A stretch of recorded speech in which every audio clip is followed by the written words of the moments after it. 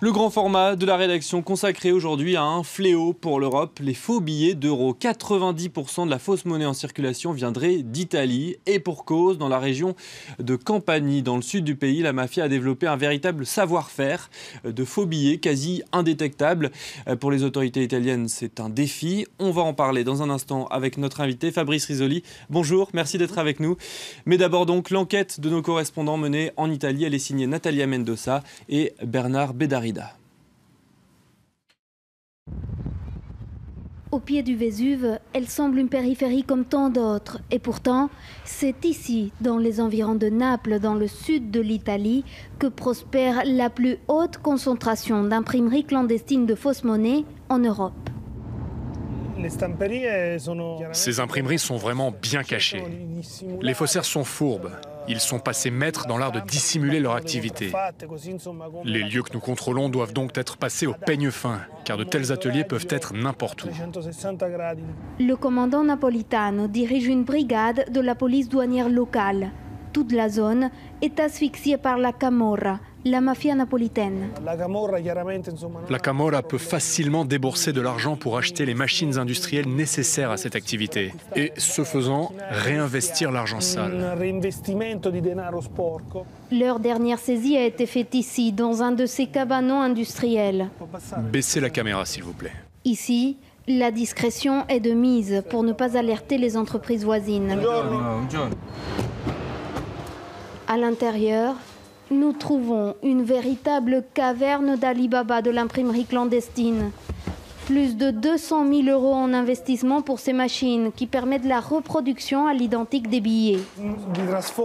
Tout d'abord, ils impriment ce film plastique, cette pellicule. Ensuite, l'image est transférée de la pellicule à une plaque de métal, comme celle-ci, regardez.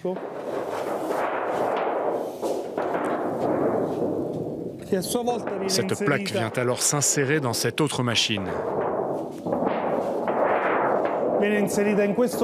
Et regardez ces rouleaux. C'est là qu'on met l'encre et ça va directement en impression. Au moment de la saisie, le commandant Napolitano et ses hommes ont arrêté en flagrant délit les faussaires.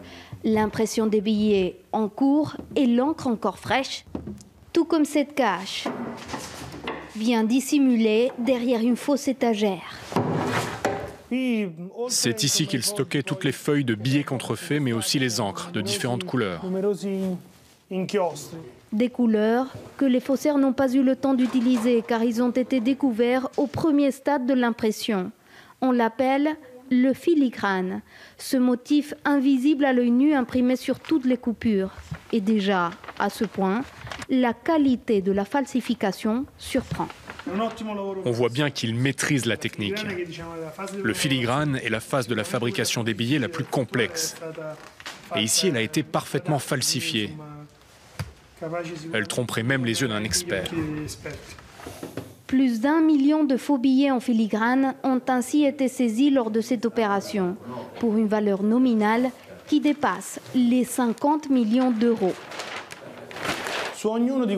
Sur chacune de ces feuilles, 48 billets de 50 € ont été imprimés. Donc chaque feuille aurait eu une valeur hypothétique de 2400 €. Il s'agit là d'une des saisies les plus importantes de ces dernières années en Italie et dans le monde. Depuis janvier, les autorités italiennes ont saisi plus de 100 millions d'euros contrefaits dans cette zone. C'est du jamais vu. Pour comprendre les structures de ces réseaux de faussaires, nous nous rendons à Naples.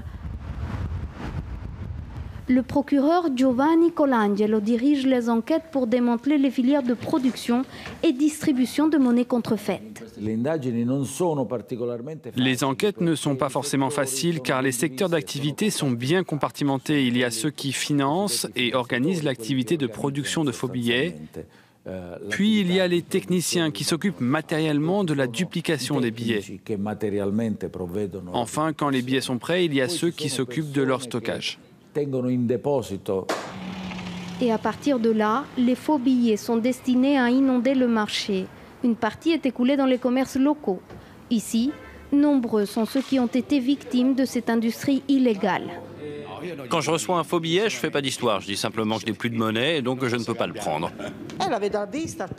Je les regarde, je les touche, mais malheureusement, je n'ai pas de machine pour les contrôler. Il faut vraiment faire attention car il m'est arrivé une fois de recevoir un faux billet de 20 €. Depuis l'introduction de l'euro, plus de 5 millions de billets contrefaits ont été saisis. Mais pour certains experts, il ne s'agit là que de la pointe de l'iceberg. Voilà donc pour cette enquête signée de nos correspondants en Italie. Fabrice Risoli, vous êtes donc notre invité, vous êtes le président de l'association Crime Halt, la société civile contre la criminalité. Vous êtes aussi l'auteur du petit dictionnaire énervé de la mafia aux éditions de L'Opportun. Première question, d'abord, comment est-ce que la mafia italienne est devenue maître en la matière dans la contrefaçon de billets ? C'est historique, c'est un savoir-faire ancestral du point de vue notamment de la mafia napolitaine, même si les autres mafias font un peu de contrefaçon. Ça tient beaucoup au savoir-faire des Napolitains dans la ville de Naples, l'arrière-pays de Naples, qui déjà étaient de très bons ouvriers dans le textile et qui sont devenus des maîtres de la contrefaçon des objets textiles. Et puis ça s'est élargi à plein de domaines. Après, il y a aussi une conception, une manière de vivre. Il faut savoir, par exemple, que les Napolitains parient davantage sur un loto sportif clandestin que le loto officiel. C'est-à-dire qu'on aime aussi tout ce qui est en dehors de l'État. Et la mafia y trouve son compte, car à la fois elle récupère de l'argent de la vente de la contrefaçon, mais en plus elle montre à toute la population qu'il ne faut pas faire confiance en l'État et que c'est à côté que se joue la richesse, que se joue la puissance. À côté, c'est la mafia.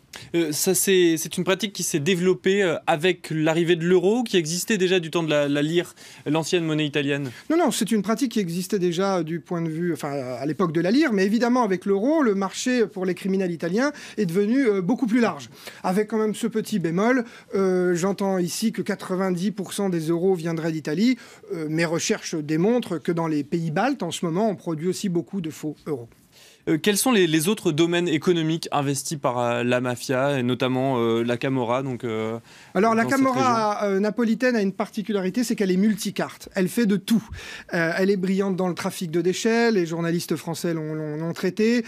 Ils laissent les clans étrangers faire de la prostitution sur leur territoire.